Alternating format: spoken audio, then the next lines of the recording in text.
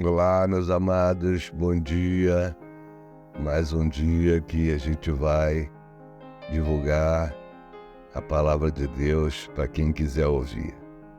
Vamos começar em Mateus 20, que diz assim: Pois o reino dos céus é como um proprietário que saiu de manhã cedo para contratar trabalhadores para a sua vinha. Ele combinou pagar-lhe um denário pelo dia e mandou-os para a sua vinha. Por volta das 9 horas da manhã, ele saiu e viu outros que estavam desocupados na praça e lhes disse: Vão também trabalhar na vinha, e eu lhe pagarei o que for justo. E eles foram. Saindo outra vez por volta do meio-dia, e das 3 horas da tarde, Enona fez a mesma coisa.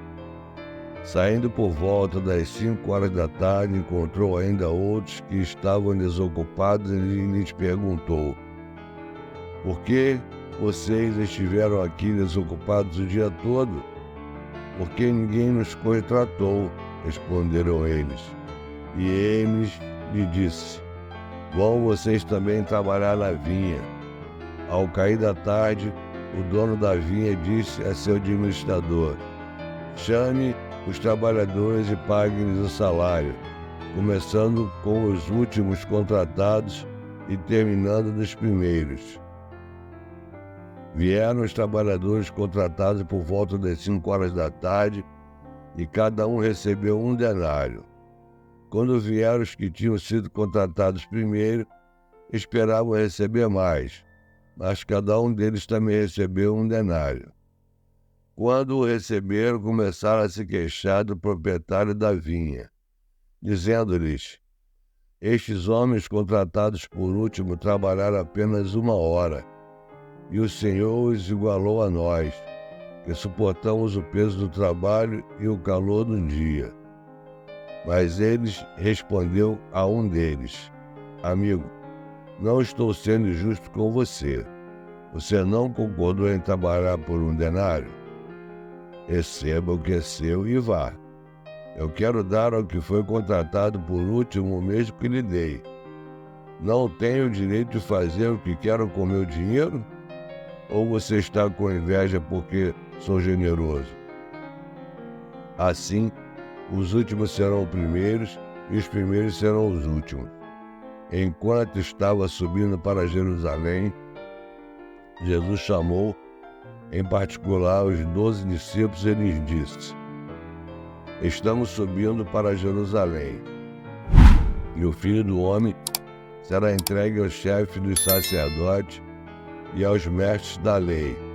Eles o condenarão à morte e o entregarão aos gentios para que zombem dele, o açoite e o crucifiquem. No terceiro dia ele ressuscitará. Então aproximou-se de Jesus a mãe dos filhos de Zebedeu com seus filhos e, prostrando-se, fez-lhe um pedido. O que você quer? Perguntou ele. Ela respondeu: Declara que no teu reino estes meus 2 filhos se assentarão, um à tua direita e o outro à tua esquerda. Disse-lhe Jesus: Vocês não sabem o que estão pedindo. Podem vocês beber o cálice que eu vou beber? Podemos, responderam eles. Jesus lhe disse: Certamente vocês beberão do meu cálice, mas o assentar-se à minha direita ou à minha esquerda não cabe a mim conceder. Esses lugares pertencem àqueles para quem foram preparados por meu Pai. Quando os outros 10 ouviram isso, ficaram indignados com os 2 irmãos. Jesus os chamou e disse: Vocês sabem que os governantes das nações as dominam, e as pessoas importantes exercem poder sobre elas. Não será assim entre vocês. Pelo contrário, quem quiser tornar-se importante entre vocês deverá ser servo, e quem quiser ser o primeiro deverá ser escravo. Como o Filho do Homem, que não veio para ser servido, mas para servir e dar a sua vida em resgate por muitos. Ao saírem de Jericó, uma grande multidão seguiu a Jesus. 2 cegos estavam sentados à beira do caminho, e quando ouviram falar que Jesus estava passando, puseram-se a gritar: Senhor, filho de Davi, tem misericórdia de nós. A multidão os repreendeu para que ficassem quietos, mas eles gritavam ainda mais: Senhor, filho de Davi, tem misericórdia de nós.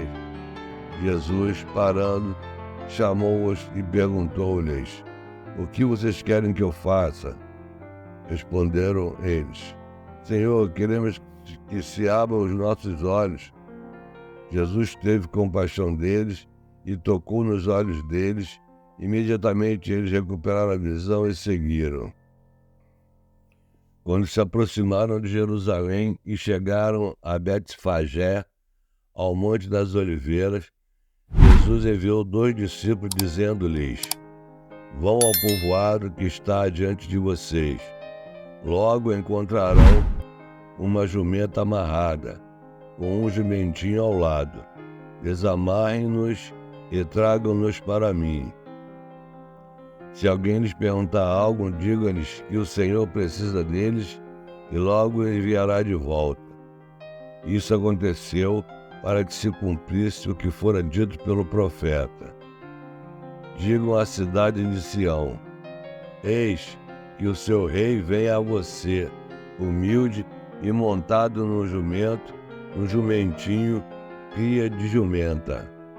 Os discípulos foram e fizeram o que Jesus tinha ordenado. Trouxeram a jumenta e o jumentinho, colocaram sobre eles os seus mantos, e sobre este Jesus montou. Uma grande multidão estendeu seus mantos pelo caminho, outros cortavam ramos de árvore e os espalhavam pelo caminho. A multidão que ia diante dele e os que seguiam gritavam: Hosana ao filho de Davi, bendito é o que vem em nome do Senhor, Hosana nas alturas. Quando Jesus entrou em Jerusalém, toda a cidade ficou agitada e perguntava: Quem é este? A multidão respondia: Este é Jesus, o profeta de Nazaré da Galiléia. Jesus entrou no templo e expulsou todos que ali estavam comprando e vendendo.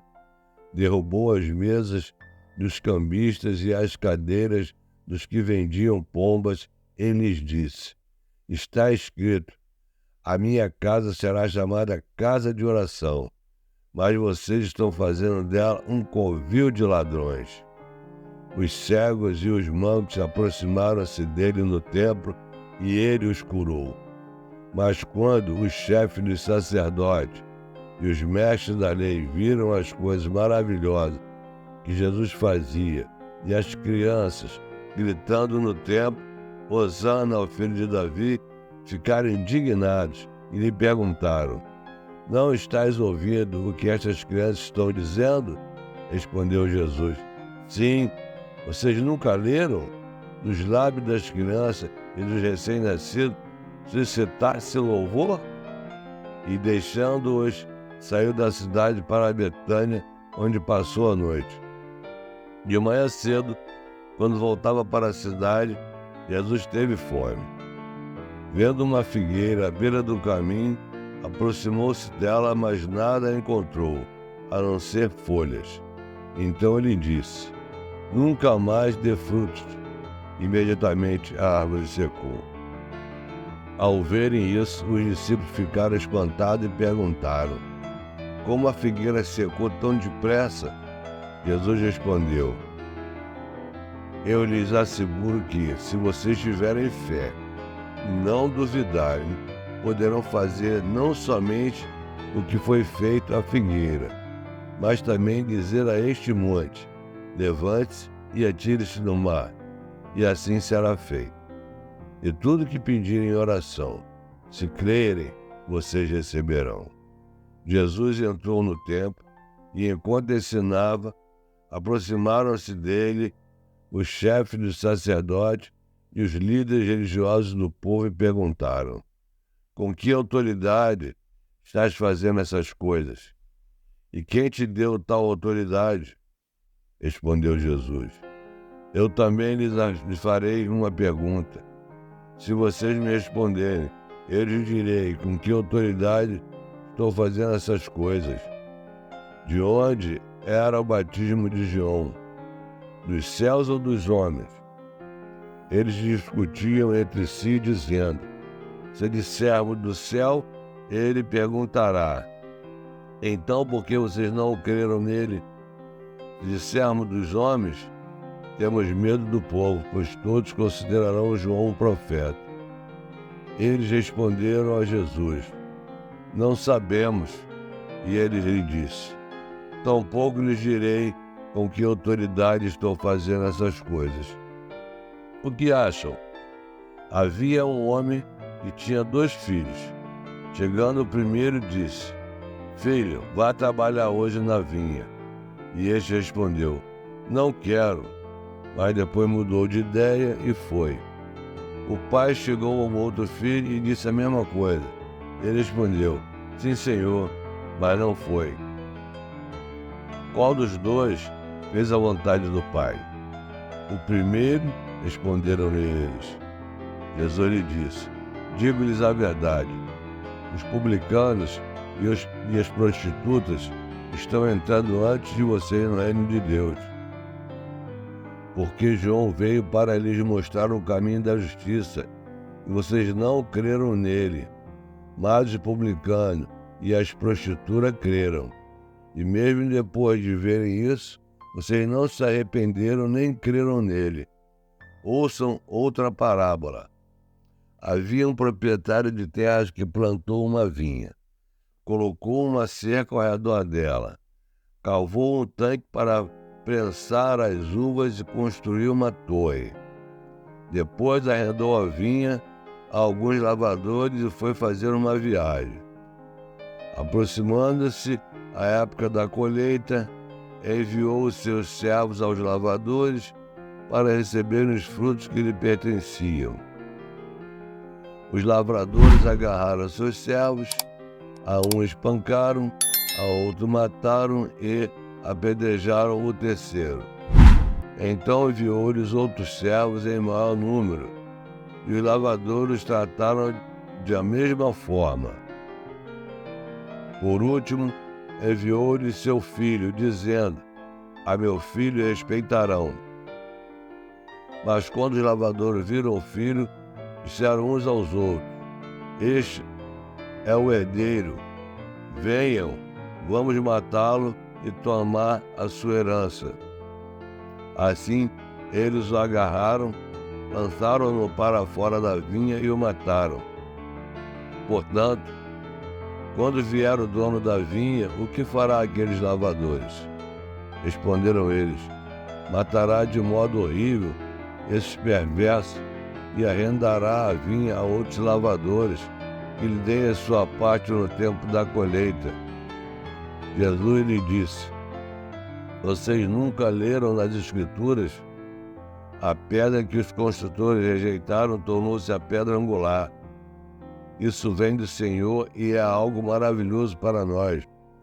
Portanto, eu lhes digo que o reino de Deus será tirado de vocês e será dado a um povo que dê os frutos do reino. Aquele que cair sobre esta pedra será despedaçado, e aquele sobre quem esta cair será reduzido a pó.